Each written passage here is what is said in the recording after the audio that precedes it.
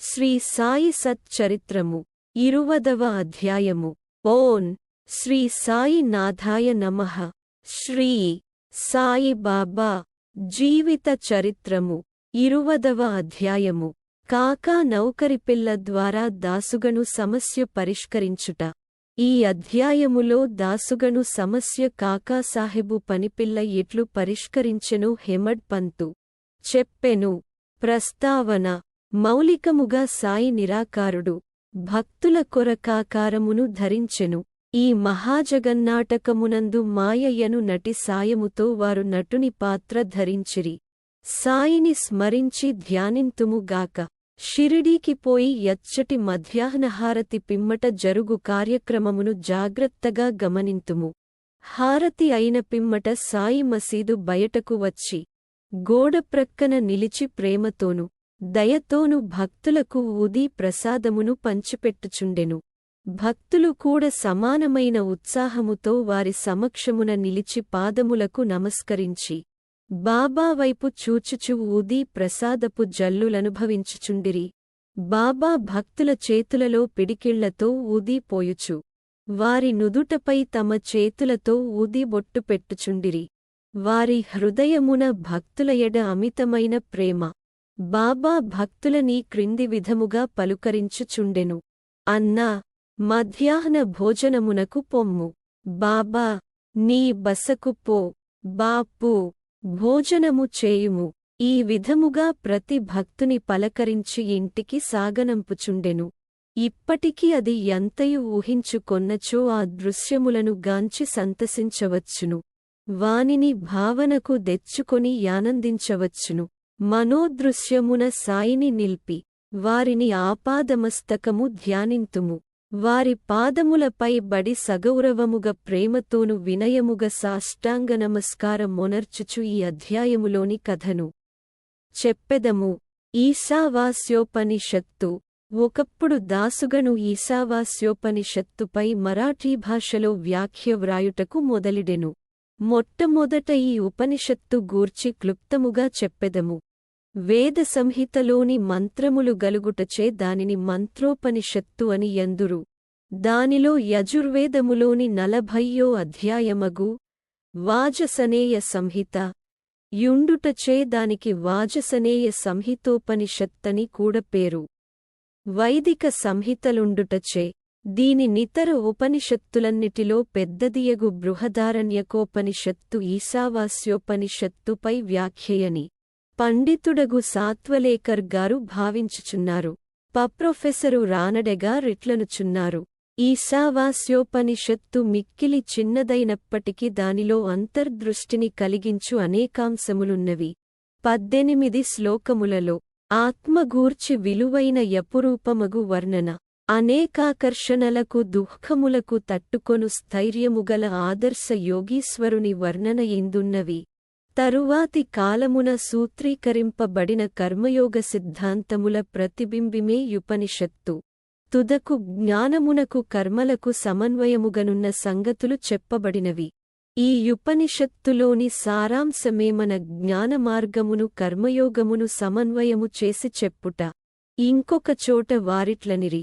ఈశావాస్యోపనిషత్తులోని కవిత్వము నీతి, నిగూఢతత్వము, వేదాంతముల మిశ్రమము, పైవర్ణముబట్టి ఈ ఉపనిషత్తు మరాఠీ భాషలోనికి అనువాదము చేయుట ఎంత కష్టమో గమనించవచ్చును. దాసుగను దీనిని మరాఠీ ఓవి ఛందములో వ్రాసెను. దానిలోని సారాంశమును గ్రహించలేకుండుటచే వ్రాసిన దానితో నతడు తృప్తి చెందలేదు. కొందరు పండితుల నడిగెను, వారితో చర్చించెను. కాని వారు సరియైన సమాధానమియ్యకుండిరి. కావున దాసుగను కొంతవరకు వికలమనస్కుడయ్యెను. సద్గురువే బోధించుటకు యోగ్యత, సమర్థత గలవారు. ఈ యుపనిషత్తు వేదముల యొక్క సారాంశము. ఇది ఆత్మసాక్షాత్కారమునకు సంబంధించిన శాస్త్రము.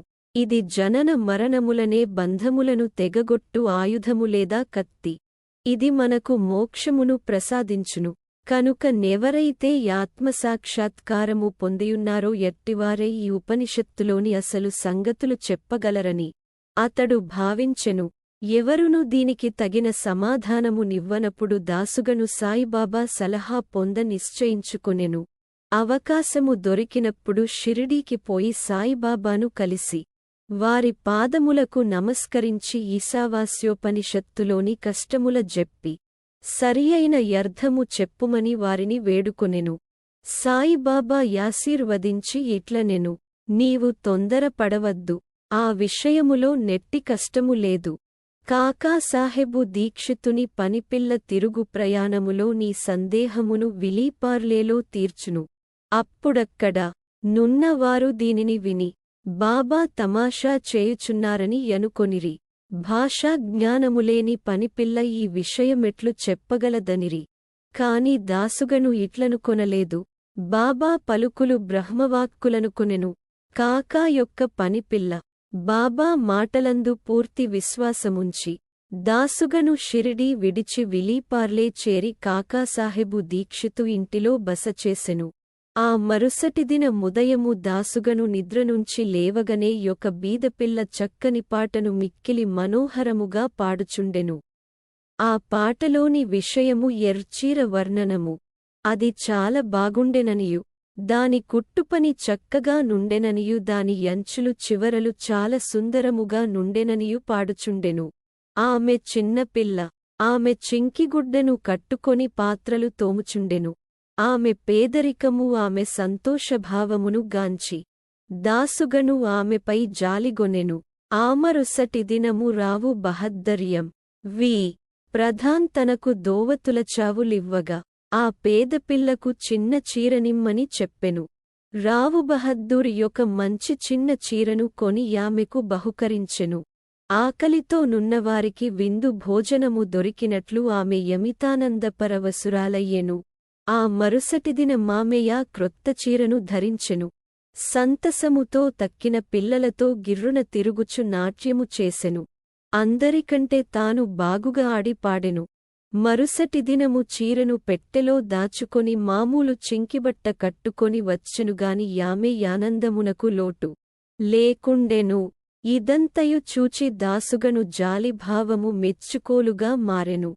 పిల్ల నిరుపేద కాబట్టి చింకిగుడ్డలు కట్టుకొనెను.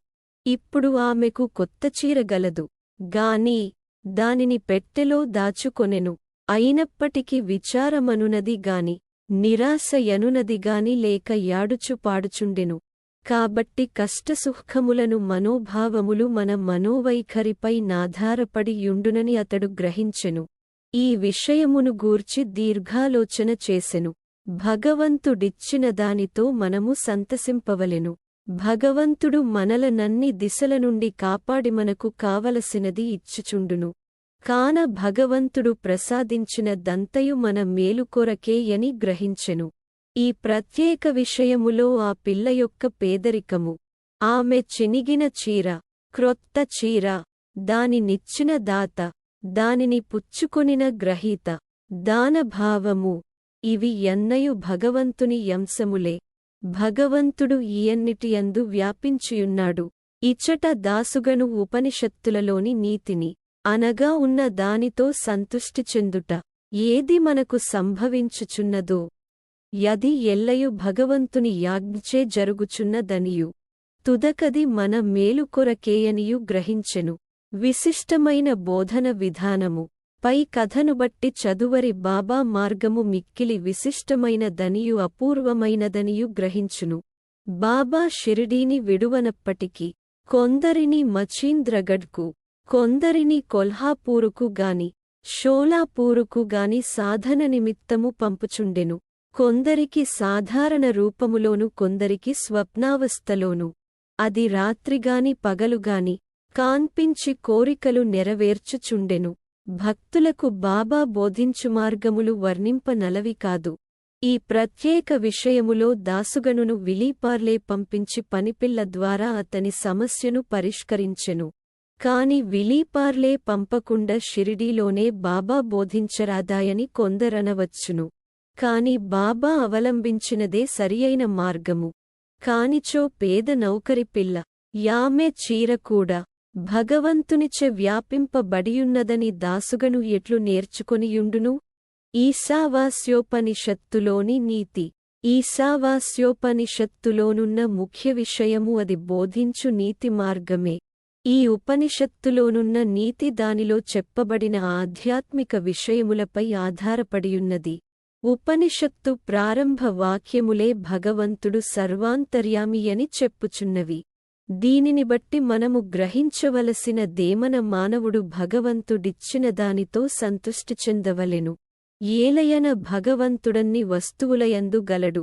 కావున భగవంతుడేది ఇచ్చెనో అది ఎల్ల తన మేలు కొరకే అని గ్రహించవలెను.